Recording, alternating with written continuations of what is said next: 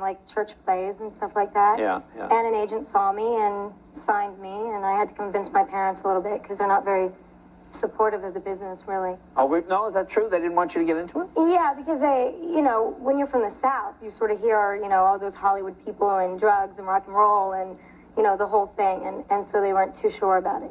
I mean, and they're still not too sure about it. So you were 10 at this time? Yes. Well, no, at that time I was 8, and it took me about 2 years to convince my parents.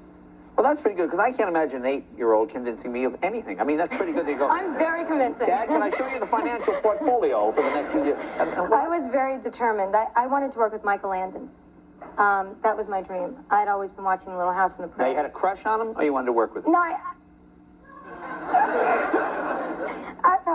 I might have had a little crush on him. Oh, well, that's probably, because I don't know many 8-year-olds, I would enjoy working with that director. I think I had a little crush on Michael Landon, and I thought Victor French was adorable as Mr. Edwards on Little House. So I actually got the chance to do Little House. And then you did, because we have a clip from, I hope you don't mind. Father Murphy. Father Murphy, yeah, okay. Can we show that? Here you go. How old are you here, about 11?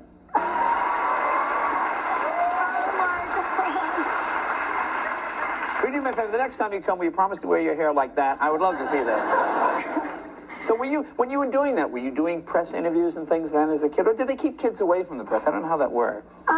No, the publicist for the show would have us do interviews and stuff like that, but they would ask us, what our favorite color was. And I would try and think of, like, a new color all the time. Like kid because questions? It was the most boring question. It's like, what is your favorite color? It's just stupid. So, you'd be like, well, it's blue 1 week, and then, the next week it's like, well, black. I went through, like, my black phase, and so it always changes, and actually interviewers still ask me that question. Oh, so that's what they do. So, I mean, so your perceptions of the press as being sort of perhaps fair or unfair started pretty young, I guess, right? Yeah. Was that, yeah? I mean... Yeah. I think they were probably a lot nicer towards me back then. When you were a kid? When I was a kid, and I could do no wrong. But do you remember being like 11 or 12 reading something going, well, I never said that? Because as an adult, you understand why they say it. But as a kid, did you find yourself saying, I never said that? No, because, I never did very much of it. My parents kept me very, very sheltered. Mm. And they, and also the people that I was working with, like Michael Landon, they're very, very protective of you. So the interviews that you do, I don't think anybody ever wanted to cross somebody that was working with Michael, because everybody had so much respect for him. Right. So I never experienced that until recently, actually, until I